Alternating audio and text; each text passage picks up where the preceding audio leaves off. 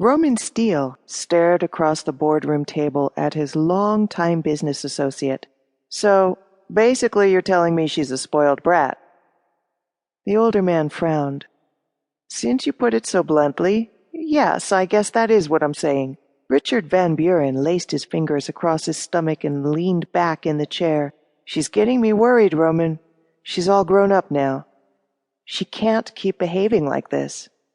"Don't you think you're being melodramatic?" Roman asked, slightly amused. "You said she's grown now. I would think the realities of life would calm her. That's the problem. I haven't exposed her to any of those realities." Richard shook his head and then sighed. "Ever since her mother died when she was 6, I've been spoiling Serena, letting her have her own way, trying to make up for the loss of her mother, I guess." His eyes took on a distant look, and his voice trailed away. "But you went overboard?" Roman prompted. Richard grimaced. "I let her run wild for years.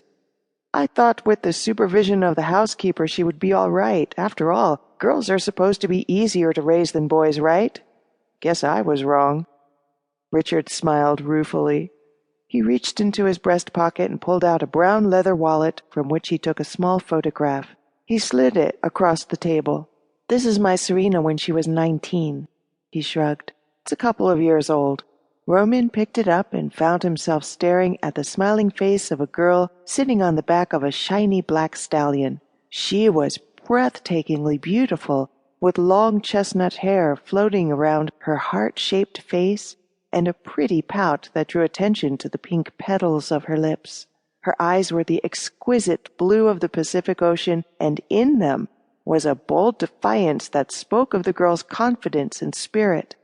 Roman raised his eyebrows. "So, this is Serena," he said almost to himself. "She's a beauty." "That's the problem," Richard said grimly. "She's beautiful and she knows it. And she's also the daughter of a wealthy man who spoils her." His face turned sad. "This is not how I want things to be.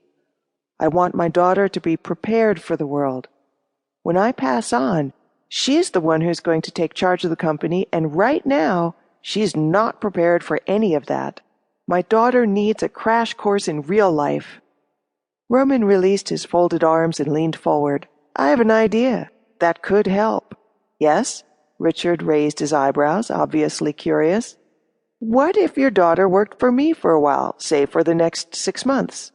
You would take her under your wing, be a mentor to her?" "Right. I'll give her responsibilities that will equip her to help you in the management of your company. There's just so much you can learn within a 6-month period, but I can structure her role and experiences so that they'll give her a foundation in business. You can build on that once her internship's over." Richard looked doubtful. "You know, she could easily get that experience at my office." "True. But how seriously do you think she'd take her job knowing that she could leave work and go shopping and never get fired?" Richard's lips tightened. "I see your point. Now, I can't promise you that after 6 months your daughter will be an angel, but what I do promise is that she'll leave my company with experience in the various aspects of business." "Sounds good so far," Richard said, still with a hint of doubt in his voice. "I'm going to have to figure out the best way to break this to her. I know she had her heart set on touring Europe right after graduation, but now this? She's going to have a fit.